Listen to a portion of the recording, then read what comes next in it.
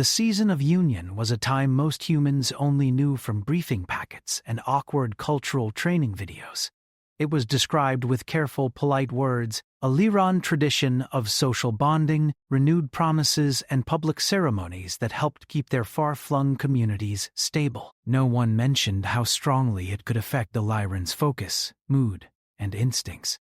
No one warned Ethan Cole that living with a Lyran during union season could turn a quiet work rotation into the most intense week of his life. Ethan worked maintenance on Orbital Hub 7, a massive trade and transit station that floated between busy shipping lanes. The station was old but dependable, built in layers like a metal city wrapped around a central spine. Every corridor had pipes behind panels. Every section had systems that needed constant care. Ethan liked it that way. Machines were honest. When something broke, there was always a reason. People were harder. He had transferred to Hub 7 after losing his last job planetside. It was not a dramatic story, not a courtroom or scandal. It was simple. He had spoken up when a safety issue was ignored, and the company decided he was not a good fit. He packed his things, took a contract in orbit, and told himself it was better to be somewhere that rules mattered. For months, his routine stayed steady. Wake, check work orders, crawl through maintenance shafts, fix what was broken, log the repairs, repeat. He kept his head down and his expectations low. That was how you survived on a station full of species, politics, and invisible rules. Then the housing office called him. The message was short and official. Due to capacity constraints and diplomatic housing allocation, you have been reassigned to shared quarters. Roommate assigned, Callus Vayer, Liran Liaison Trainee. Ethan stared at the screen, blinking like the words would change. A roommate was bad enough. An alien roommate during a busy rotation was worse.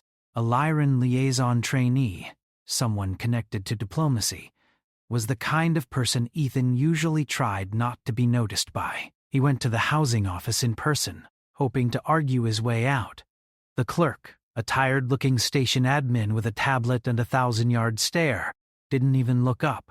"Cole Ethan," she said, reading his file. "Yes?" "Shared quarters. Section C-14.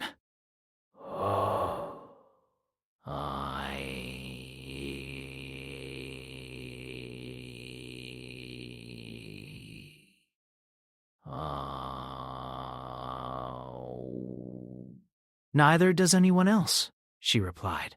I work odd shifts.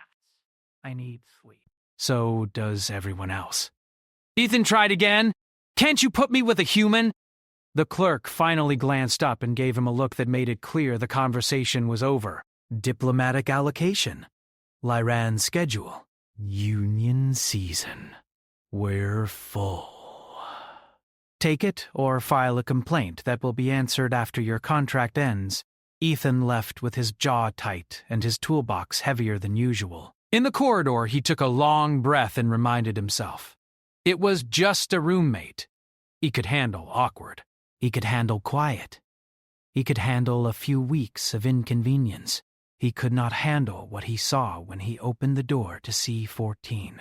Kalis was standing near the small table in the common area, turning slightly as the door slid open. She was taller than him by a few centimeters, slim but not fragile, with a calm posture that made her seem even taller.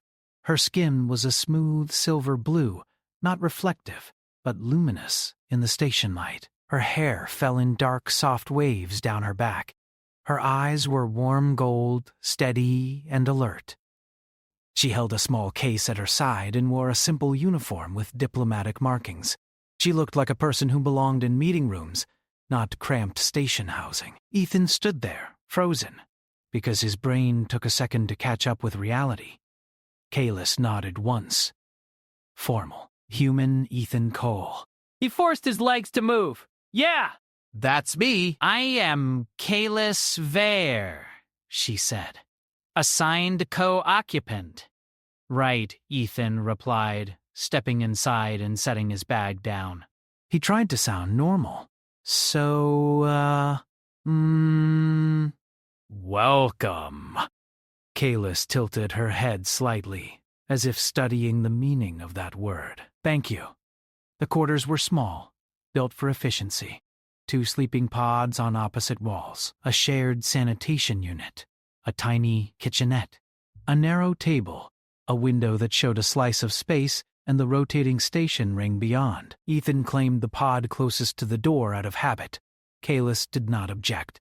She moved with quiet precision, placing her case beside her pod, then standing still again, as if waiting for further instructions. Ethan hated silence. It made every tiny noise louder. The ventilation hum, the soft buzz of lighting, the faint vibration through the floor. "So," he said, clearing his throat. Rules. I don't have many. Just don't mess with my tools, and I won't mess with your stuff. Kalis nodded, agreed. I also request minimal sudden noise during rest cycles. Same. It should have ended there. It should have become a normal roommate arrangement where they avoided each other politely. And for the first few days, that was exactly what happened. Ethan worked long shifts. Kalis left at regular hours for diplomatic training and returned with a careful, thoughtful expression. Sometimes she carried documents in a glowing tablet. Sometimes she brought sealed containers of food that smelled faintly like herbs and mineral salt. They said good morning. They said good night. They stayed on opposite sides of the room. Ethan told himself it was fine. Then decorations began appearing in the station corridors. Soft strands of light hung across main walkways. Symbolic patterns were projected onto walls. Different species displayed different signs of celebration, but the Liran signs were the most noticeable. They used gentle light and simple geometry, patterns that seemed to shift, like slow breathing.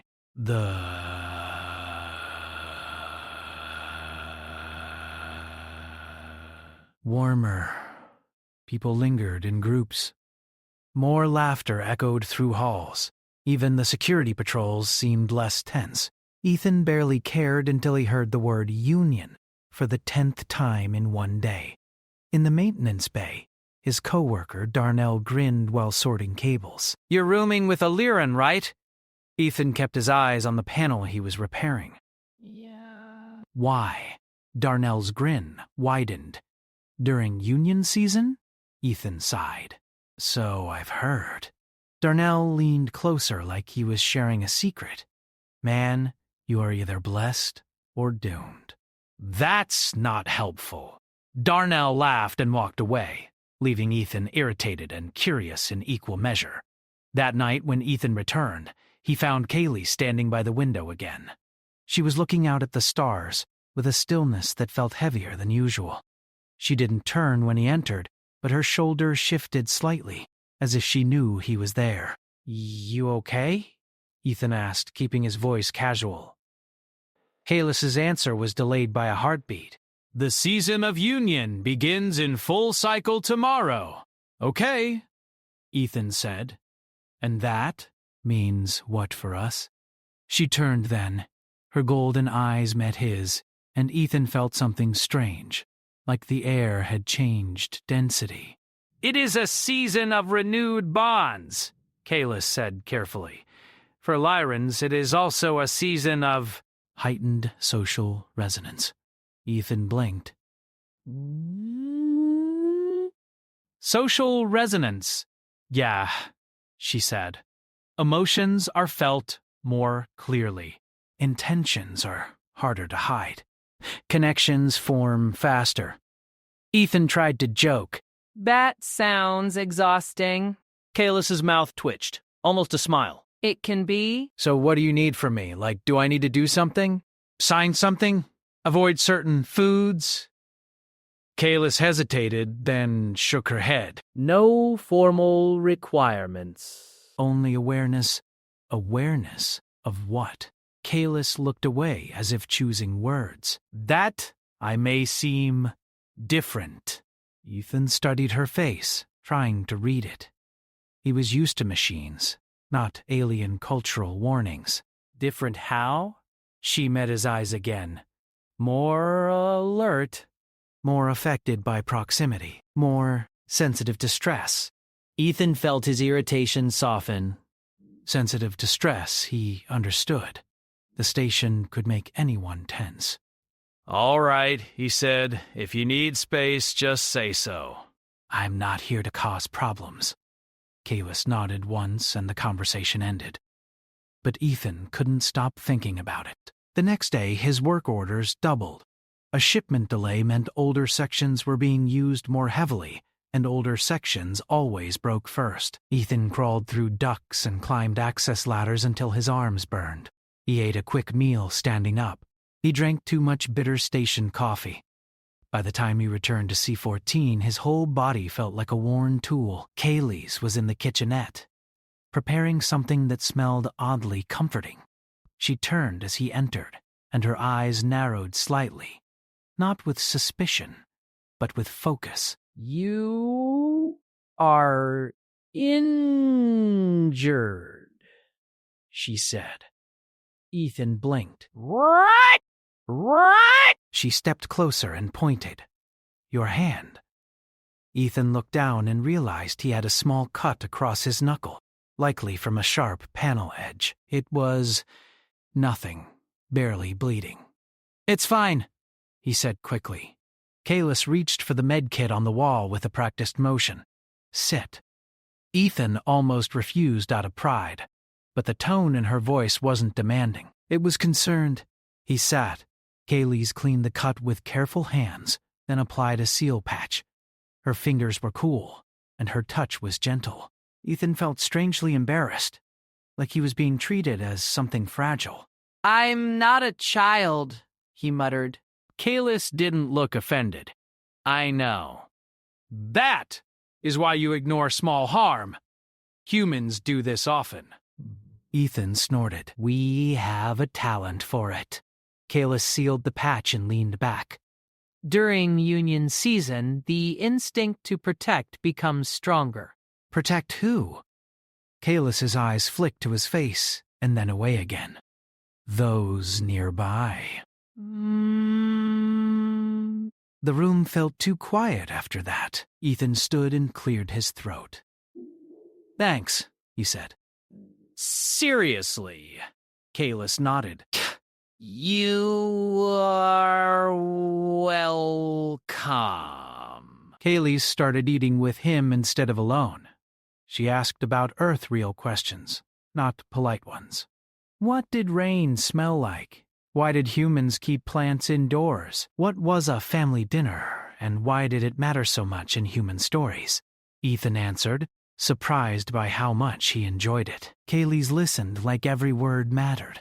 She remembered details and brought them up later, which made Ethan feel strangely seen. In return, she explained Lyran traditions in simple terms. Union season wasn't only about romance like some species assumed. For Lyrans, it was about declaring trust. It was about choosing someone, sometimes a partner, sometimes a friend, sometimes a team, to stand with through hardship. A bond could be temporary or lifelong, but it was never taken lightly. It is a promise, Kalis said one evening. Not a performance.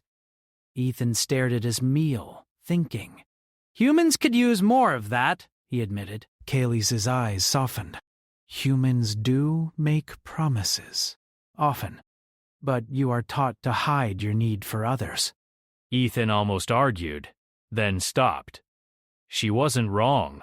He had lost his job partly because he refused to pretend everything was fine. That night, the station's lights flickered. A low alarm tone rolled through the corridor like a warning growl. Ethan jumped up, already moving. Power fluctuation. Kalis was on her feet immediately. Is it dangerous? It can be, Ethan said, if it hits life support or gravity controls. Another alarm sounded, sharper now. The wall display lit up with emergency notices. Sector D, auxiliary power grid instability. Ethan grabbed his toolkit. Stay here, he said automatically. Lock the door. Kalis followed him anyway. Ethan stopped at the threshold, turning. Kaylee, no.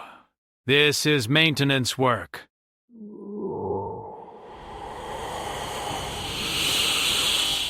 Kaylee's voice was steady.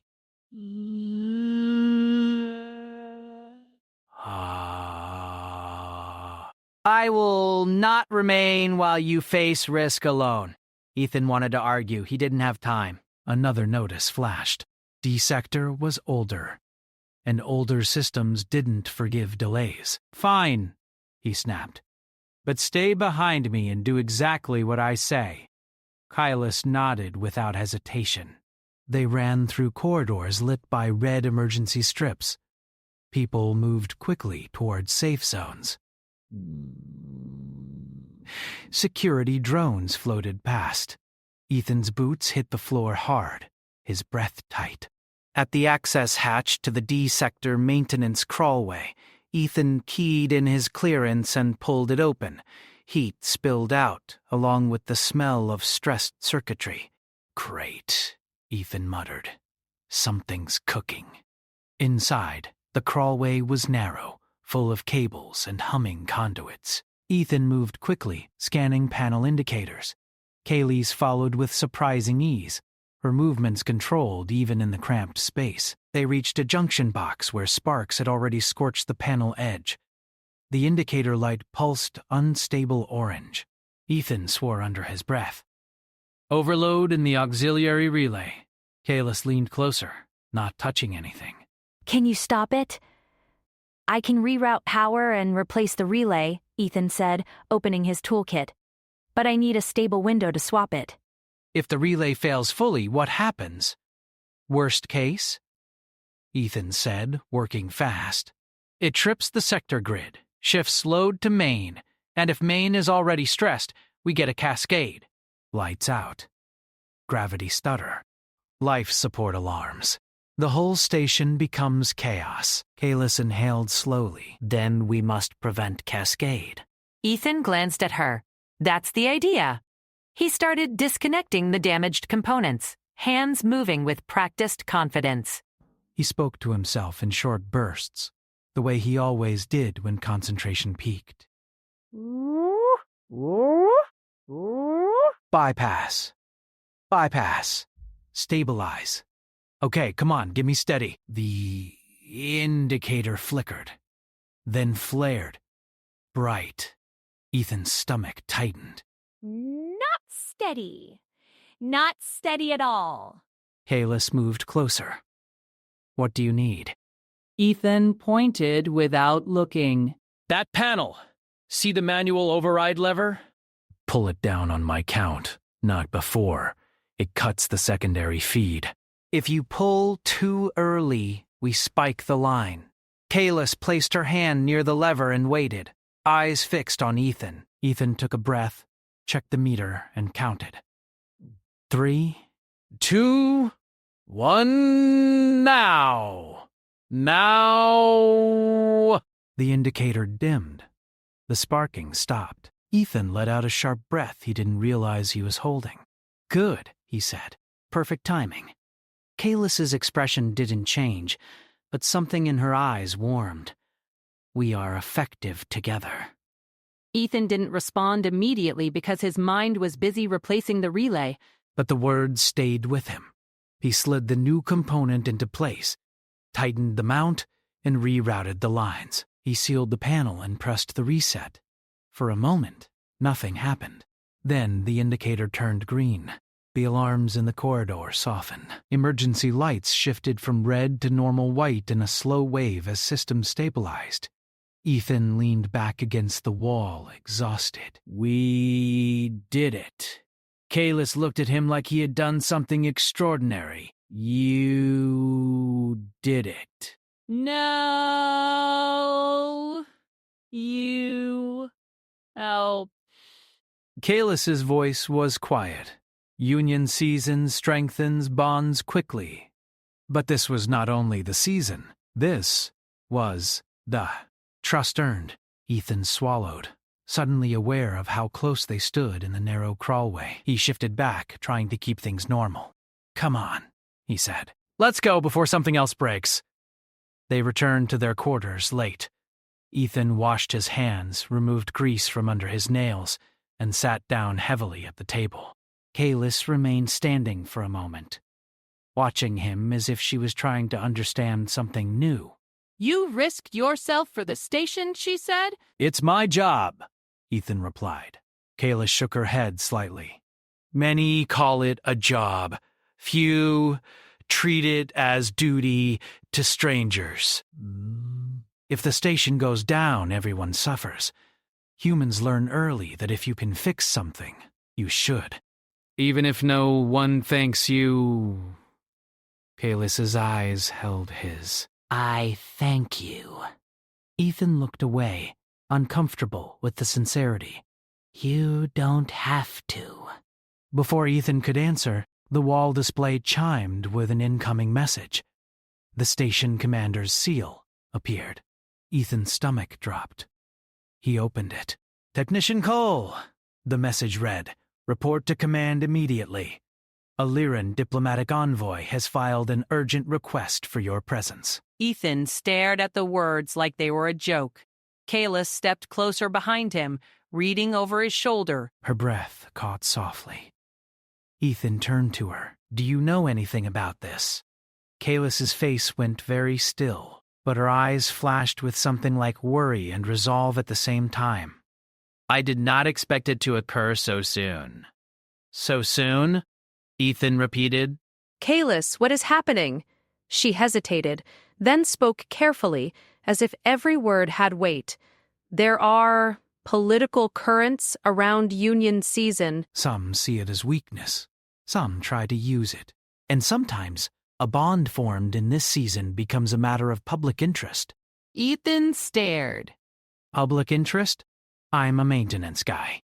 Kalis stepped in front of him, close enough that he had to focus on her face. That is why it matters, she said quietly. You are not playing games. You are real. Ethan's heart thumped hard, not with fear exactly, but with the sense of stepping onto unstable ground. Tell me the truth, he said. Am I in trouble? Kalis looked at him for a long moment, then nodded once. Not trouble, she corrected. Change. Ethan's mouth went dry. That's not comforting. Kalis's voice softened. I will not allow harm to come to you. Not while I can stand. Ethan didn't know what to say to that. He had lived long enough to distrust promises. But Kalis sounded like she meant it in a way that was deeper than words. Another chime from the wall display repeated the order. Report immediately. Ethan stood, shoulders tense. Oh. All right, he said, forcing his voice steady. I'm going to command. You stay here. Kalis's answer came instantly. No. No, I will accompany you, she said. If this is about Union season, then I must. Ethan wanted to argue, but he remembered the crawlway, the precise timing, the way she stood firm in danger without panic. Kalis wasn't a distraction. She was reliable. Fine, he said at last. But if anyone asks, you're there as liaison trainee. Not as my... He stopped because he didn't know what to call her. Kalis's expression turned gentle. Not as your bond, she finished quietly. Ethan looked at her, startled. Now, Kaylee stepped closer, her voice almost a whisper. Yet. He didn't answer, because his mind was racing ahead to command, to diplomats, to politics he didn't want. He only nodded once, grabbed his station jacket, and headed for the door. As it slid open, the corridor beyond looked normal again, bright and clean, as if the emergency had never happened. But Ethan felt like the station had shifted around him anyway, like a hidden door had opened, and he had stepped through without meaning to. The season of union had arrived. And now, for reasons Ethan still didn't understand, the galaxy had started paying attention to a human maintenance technician, and the Lyran who refused to leave his side. Ethan walked beside Kalis through the wide corridor toward command, his boots making steady sounds against the metal floor. The station looked normal again, but inside he felt uneasy. Messages from command were never casual. When diplomacy was involved, things could become complicated very quickly. Kalis walked calmly at his side, her posture straight, her expression focused. She did not look nervous, but Ethan noticed small signs that told him she was thinking deeply. Her fingers moved slightly as if counting invisible rhythms, and her golden eyes scanned the hallway more often than usual. "You still haven't told me everything," Ethan said quietly as they turned a corner. Kalis glanced at him. "I have told you what I can without confirmation." "That sounds like a diplomatic answer," he muttered. She almost smiled. "It is." They reached the command sector, where the walls were brighter and security officers stood at regular intervals. The doors opened after a quick scan of Ethan's identification badge. Inside, the atmosphere felt different, quieter, heavier, like every word mattered more here. A young officer greeted them and motioned toward a waiting room. "Technician Cole, please wait. The envoy will see you shortly." Ethan sat down, feeling out of place in a room designed for ambassadors. The chairs were too comfortable. The lights were softer. A large window showed the curve of a nearby planet glowing blue in the distance.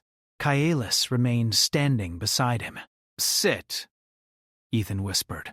"You're making me look more nervous." I am not nervous, she said calmly. "Well, I am." She finally sat, folding her hands neatly in her lap. After a few minutes, the inner door opened. A tall Lyran entered, older than Kalis, with pale markings along her skin that shimmered faintly. She wore formal robes with diplomatic symbols. The officer spoke softly. Envoy Sarelis.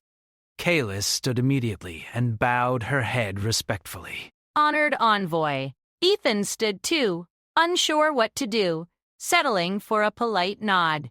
Envoy Sarelis studied him carefully, her golden eyes sharper than Kalis's gentle gaze. "So," she said slowly, "this is the human." Ethan resisted the urge to look behind him. "Yes, ma'am."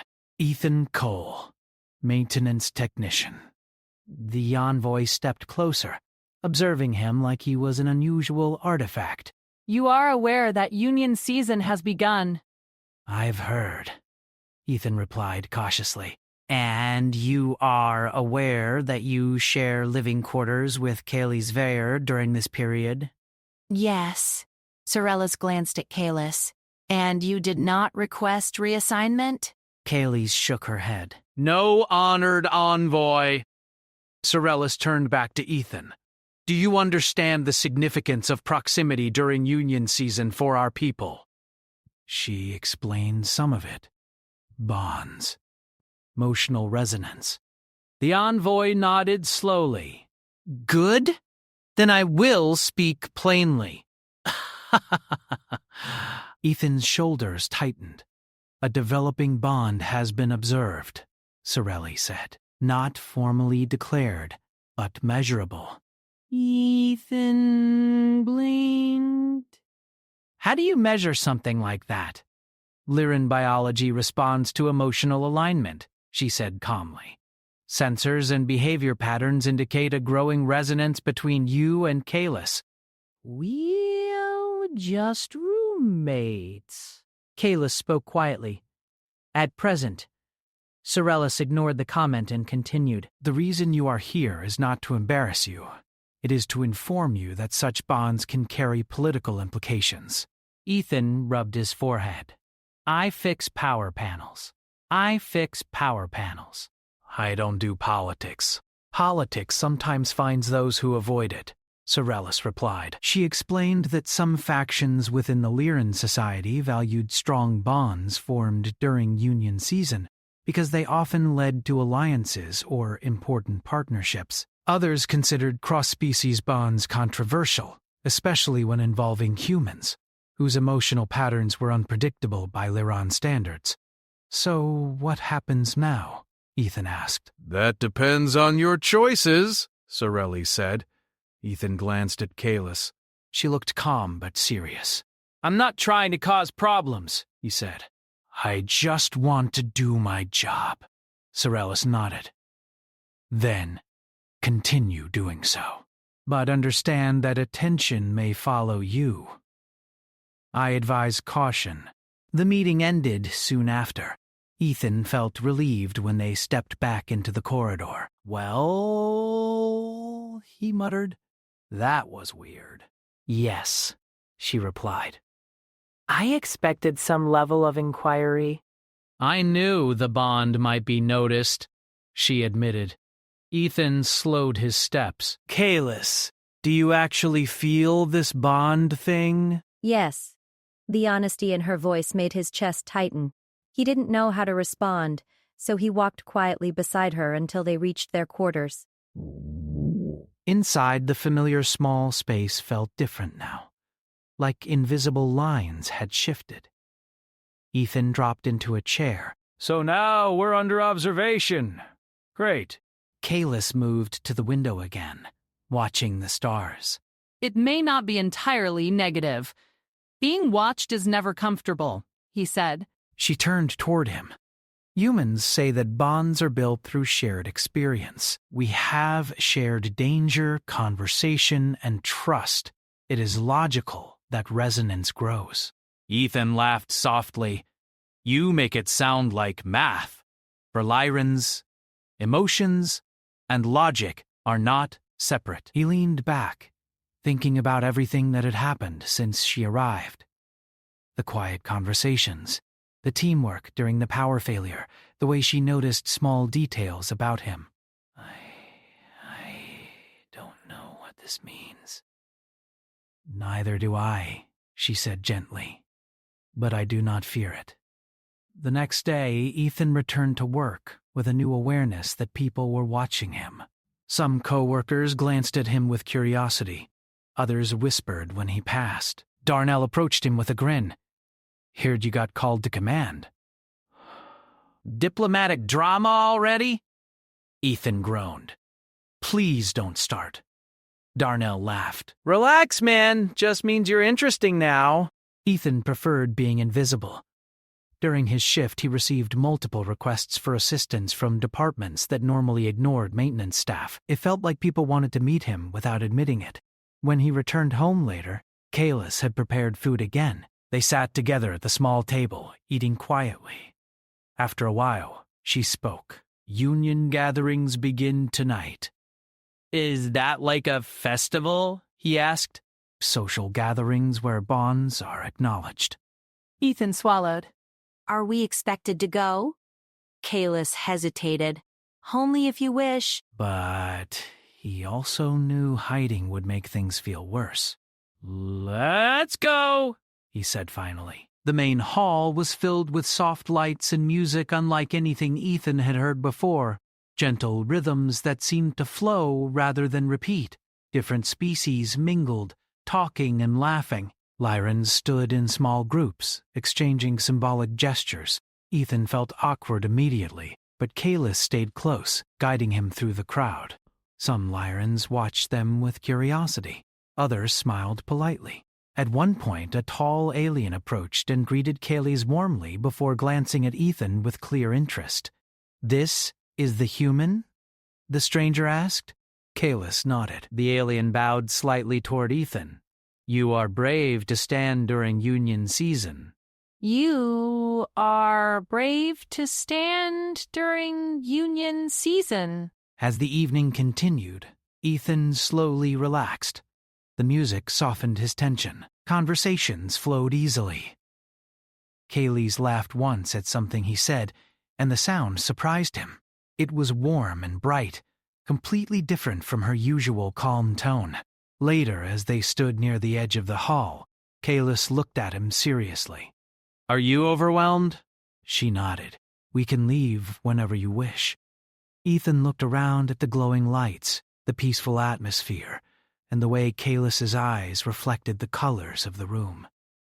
It's not bad, he said. Just new.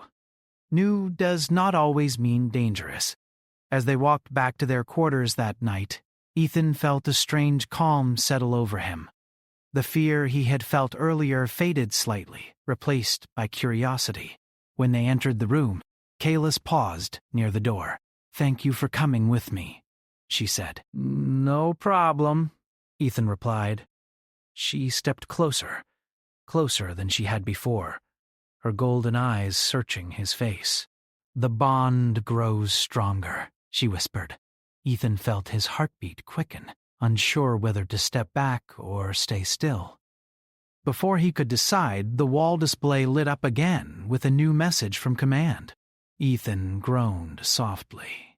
"Please tell me it's not more diplomacy." Kalis read the message over his shoulder, her expression changing to surprise. "What?"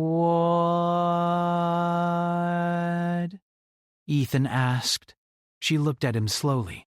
"You have been invited to a private union ceremony tomorrow." Invited? By who? Kalis hesitated. Wow! "By the Lyran Council representative," she said. Ethan leaned back against the wall, stunned. "This is moving way too fast," he muttered. Kalis nodded quietly. "Yes," she said, "it is. I am a My City record mamba." Ethan stood staring at the glowing message on the wall display long after it faded. The words repeated in his mind again and again. A private union ceremony, requested by a Lyran Council representative. It felt unreal, like someone had taken his normal life and replaced it with a story he didn't fully understand. He turned slowly toward Kalis. She was quiet, but her posture had changed. There was tension in her shoulders now, something deeper than before. "Okay," Ethan said carefully. "I'm going to need you to explain what this actually means." Private ceremonies during union season are significant. They are not casual gatherings. They are usually attended when a bond is recognized or evaluated. "Evaluated?" Ethan repeated. "Yes." He rubbed his forehead. "So they're basically calling us in to judge whatever this "Bond is?" Her golden eyes softened. "Not judge. "Observe. Understand." "That sounds worse," he muttered. Kayla stepped closer, her voice gentle. "You are not required to accept anything. Lyran tradition values consent deeply." That helped a little, but Ethan still felt like he had stepped into something far bigger than himself. The next morning arrived faster than he expected. Ethan barely slept. Every time he closed his eyes, he imagined walking into a room full of powerful aliens, analyzing his emotions like a science experiment. He dressed carefully, choosing his cleanest uniform. He checked himself in the mirror and laughed quietly. "Still, just a maintenance guy," he said to himself. Kalis watched from the doorway, her expression thoughtful. She wore formal attire today, a flowing outfit marked with subtle silver lines that moved like living light. "You look different," Ethan said. "This is ceremonial attire," she explained. "It is worn when representing one's truth." That sounds serious. "It is." The corridors were quieter today, almost respectful. Soft light patterns guided their path, shifting gently as they approached. When the doors opened, Ethan froze. The chamber was wide and circular, its ceiling high and curved like the inside of a shell. Gentle blue light filled the space. Several Lyrans stood around the room, their posture calm and attentive. At the center stood Envoy Sorellis, along with another older Lyran whose presence felt heavier, more authoritative. Kalis bowed deeply. Ethan copied her movement awkwardly. "Welcome," the elder said. Her voice was calm but carried weight. "I am Counselor Aaron."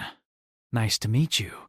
The counselor studied him with a quiet curiosity. "You are honest in your presence. That is refreshing." Ethan didn't know how to respond, so he stayed silent. They were guided toward the center of the room. Symbols glowed faintly on the floor beneath their feet. Counselor Aaron spoke. "Union season bonds form in many ways. some through long history, some through sudden alignment. Yours appears to be the latter. Ethan shifted uncomfortably. With respect, I still don't fully understand why this is such a big deal.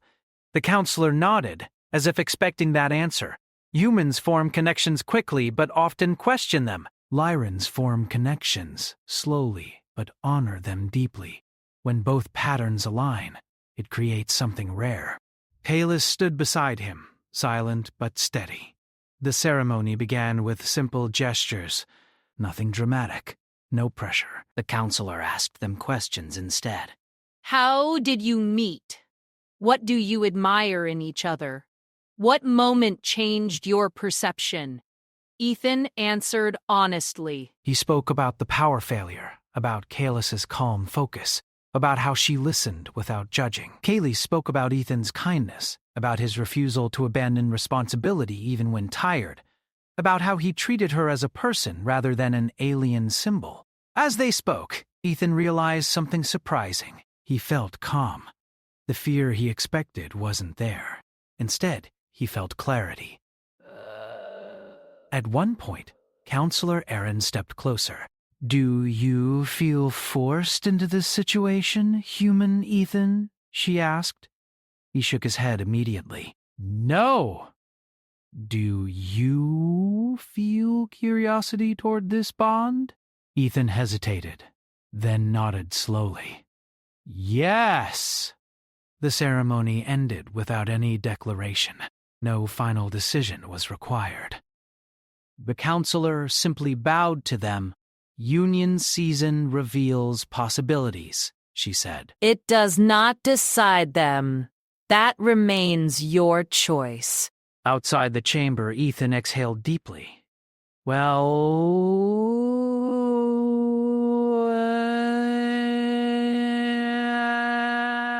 That was less terrifying than I expected. Kaylee smiled faintly. You handled it well. I just answered questions, he said. You answered with truth, she replied. They walked slowly back through the corridor, neither speaking for a while.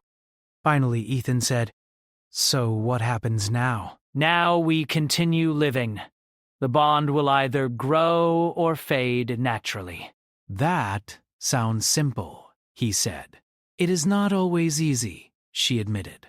Over the next days, life returned to a strange normal. Ethan went to work. Kaylee's attended diplomatic sessions, but their connection felt different now. More open, less guarded. They talked longer at night. Shared meals became routine.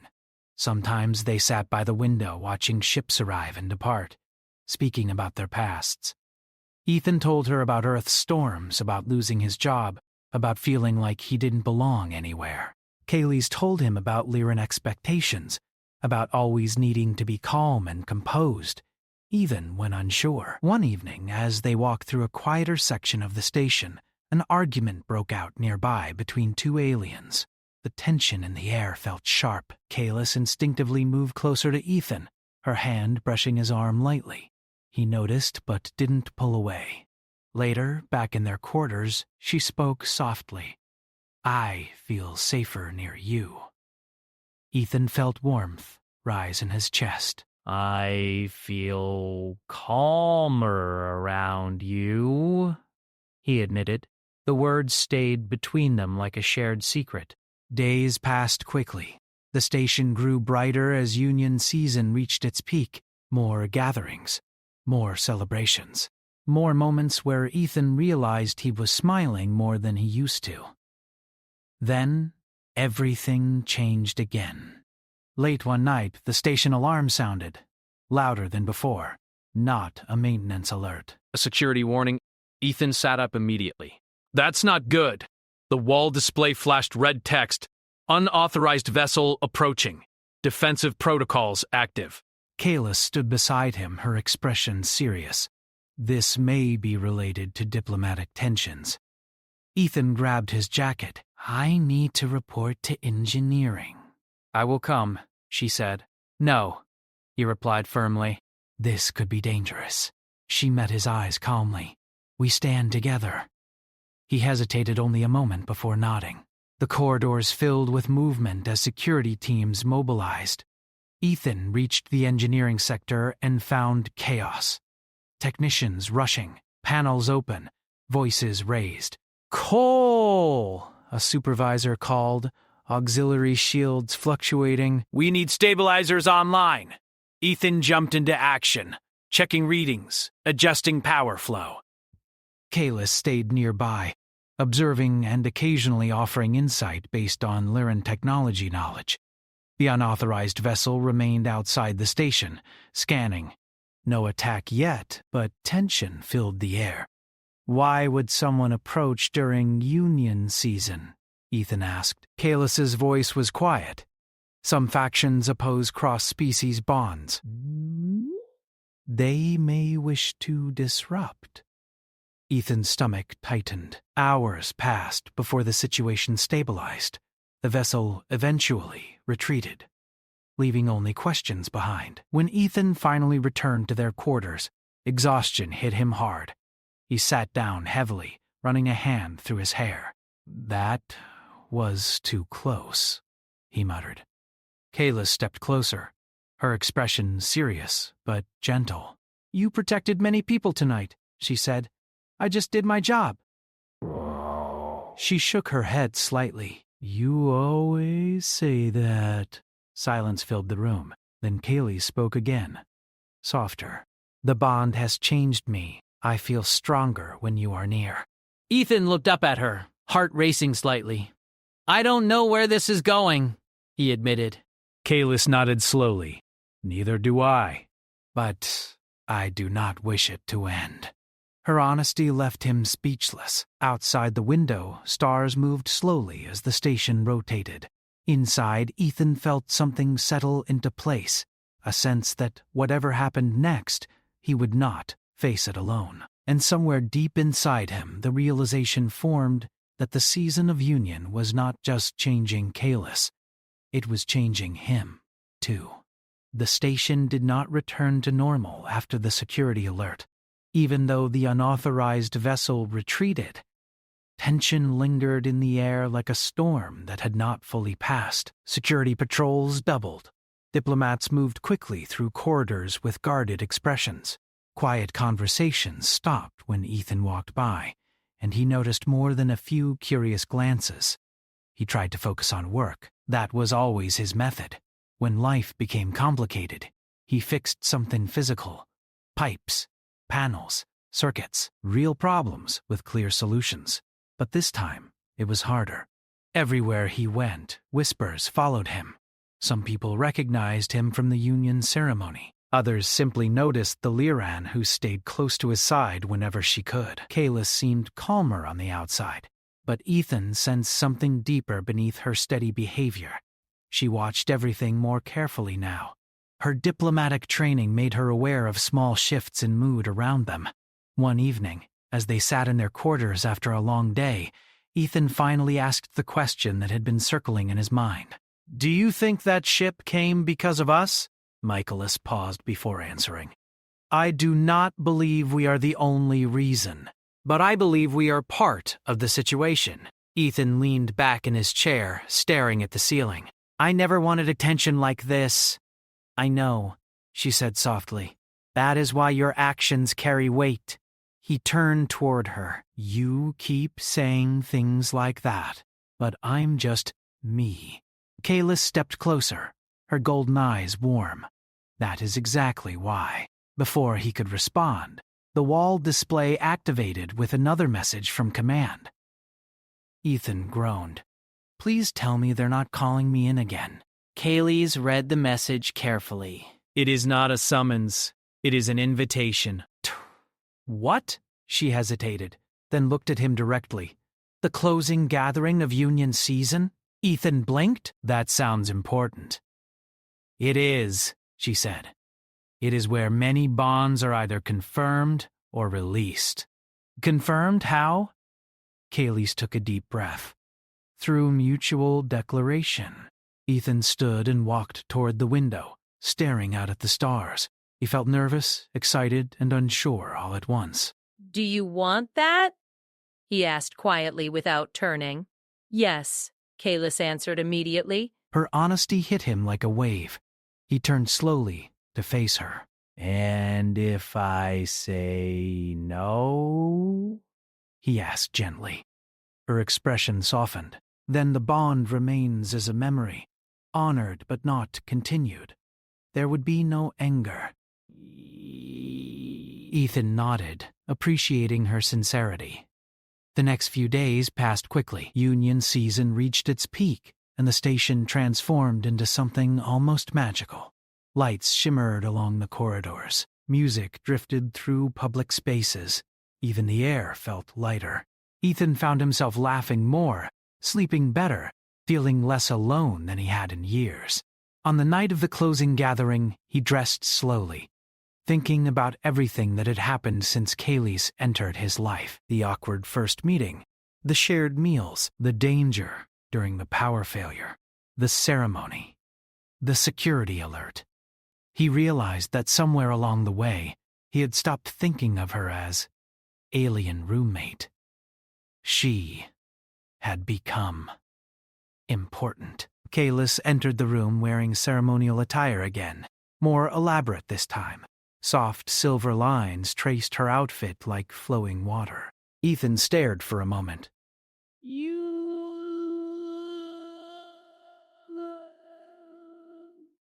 Amazing. Thank you. They walked together toward the gathering hall. The crowd was larger than before, filled with many species celebrating together. Soft music echoed through the space, creating an atmosphere of calm anticipation. At the center of the hall stood a glowing platform where individuals stepped forward one by one, speaking quiet words to each other while witnesses watched respectfully. Ethan's heart beat faster as he realized what was coming. Are you scared? Kalis asked softly. A little, he admitted, but not in a bad way. She nodded. Okay. That is normal. When their turn came, they stepped onto the platform together. The noise of the room faded slightly, as if the space itself encouraged focus. Counselor Aaron stood nearby, watching calmly. You return, she said warmly. Have you reached clarity? Ethan looked at Kalis. Her golden eyes held steady, full of trust. He thought about the loneliness he had carried before meeting her, the way she listened without judgment, the way she stood beside him during danger, without hesitation. He took a breath. I didn't come here expecting anything, he said honestly. I just wanted to work, keep my head down, and move on with life. But things changed. She changed things. Kalis's eyes softened. Ethan continued. But I don't fully understand your traditions. But I understand how I feel when she's near. I feel calmer, stronger, like I'm not alone anymore. Kalis stepped forward slightly, her voice steady but warm. Human Ethan Cole has shown me courage without arrogance, kindness without expectation, and honesty without fear. I choose to stand with him. Counselor Aaron nodded gently. Then speak your mutual intention. For a moment, everything else faded away. I choose to continue this bond, he said. Kalis's smile grew brighter, filled with relief and happiness. And I choose the same. Soft light spread beneath their feet, a symbolic acknowledgement rather than something mystical. The crowd offered quiet applause, not loud, but sincere. Ethan felt warmth spread through his chest. After the ceremony, they walked together through the hall, people greeting them kindly. Some offered congratulations, others simply smiled. Outside, near the viewing window, they stopped. So what happens now? Ethan asked. Kalis looked at the stars. Now we learn what this bond means in everyday life. He laughed softly. That sounds harder than ceremonies. Yes, she agreed, smiling. Days later, the station slowly returned to normal routines. Union decorations faded. Diplomats moved on to new tasks. The tension from the security incident disappeared. Ethan returned fully to maintenance work, but everything felt different. He wasn't just passing time anymore. He felt grounded. Kalis continued her training, but she spent more evenings with him, sharing stories and planning small things together. Meals, walks, quiet moments watching ships arrive. One evening, as they sat near the window again, Ethan spoke thoughtfully. You know, I used to think the universe was too big to feel connected to anyone. Now it feels smaller, warmer. Kalis rested her hand lightly over his. Union season reveals what already exists, but remains unseen. He smiled. You always make things sound poetic. She laughed softly, and the sound filled the small room with warmth. Outside, stars moved slowly across the darkness, endless and calm. Ethan realized that his life had not become dramatic or perfect. He still fixed broken panels, still woke early for shifts, still faced challenges. But now he faced them with someone beside him. And as the season of union ended, something stronger remained. A bond chosen freely, growing naturally, and ready to face whatever the future brought together.